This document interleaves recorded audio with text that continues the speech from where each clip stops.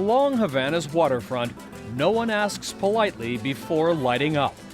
No one complains about the smell or the smoke. The annual Habanos Festival is the most cigar-friendly spot on the planet, an international celebration of Cuba's pride, its cigars. Cuban cigars go together. It's like France and wine. They're one and the same. You think about Cuba, you think about one of these. For 2 decades, David Savona has written about both for Cigar Aficionado, where he's now executive editor. I mean, here we are in Havana with Havana cigars. I mean, it's It's the only way to do it. yeah. We took a drive along Havana's famed Malecon Esplanade, the sort of thing you'd read about in his lifestyle magazine. I don't know, the humidity, the sunshine, the open air, the Malecon that we're driving by right now, it just begs for a cigar, in my opinion. Cuban cigars, often called Cubans, come wrapped in mystique. Fidel Castro made them his trademark before quitting for health reasons. Winston Churchill loved the cigars, as did President Kennedy. Before he enacted the trade embargo against Cuba in 1962, JFK stocked his private humidor with 1,200 Petite Upmanns, his personal favorite. Today, I can announce that the United States has agreed to formally reestablish diplomatic relations with the Republic of Cuba. On July 1st, President Obama announced an end to the diplomatic isolation of Cuba. On August 14th, the American flag will once again fly above the U.S. Embassy in Havana. The president has also called on Congress to lift the embargo. These steps could once again allow the sale of Cuban cigars in the U.S. Not surprisingly, Savona's magazine has supported an end to the embargo.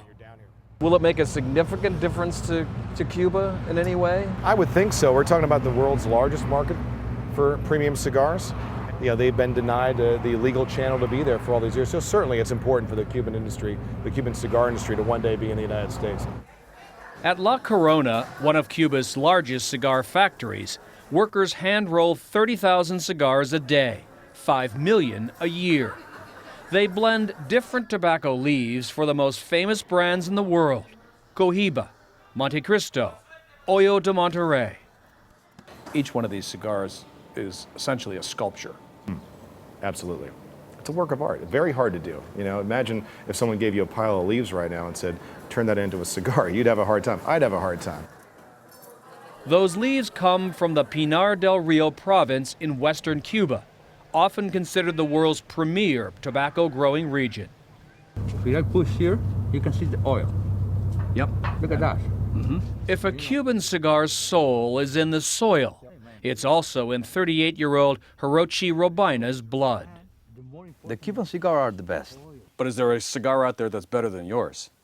The cigar what? Is there a cigar anywhere in the world that's... This one? Yeah. No, this one is the best in the world. The best in Cuba. So if it is the best in Cuba, it's the best in the world. Very proud of that cigar. Yeah, I'm very happy.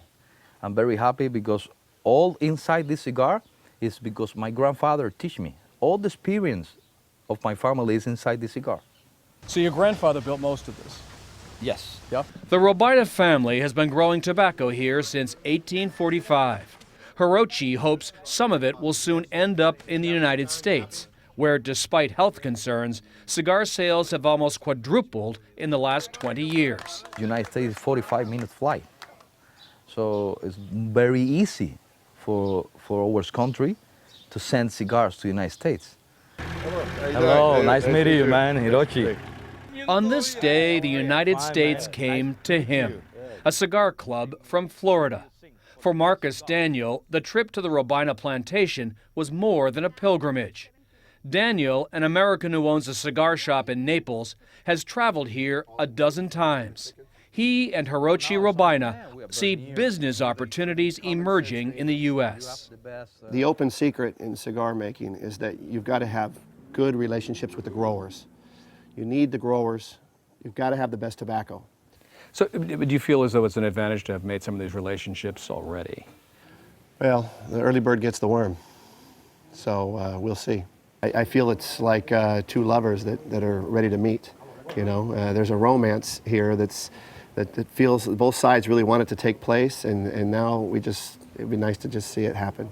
If it happens, the Cuban tobacco industry believes it would dominate the $6.7 billion U.S. cigar market, predicting a 25 to 30% share in the first year, and in time, a 70% share. Is that realistic, or are the Cubans in for a surprise? I think they're not taking a full consideration of how good the cigars made outside of Cuba are today. You know, the cigar of the year this year is Nicaraguan. The cigar of the year a couple of years ago was from Dominican Republic. There'll be no better time in cigar history to be a cigar smoker than when that Cuban product is one day sold side by side with those from the Dominican, Nicaragua, Honduras, and elsewhere.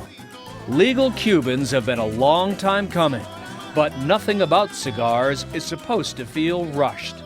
And it's good news if you believe the only thing better than a great cigar is another one.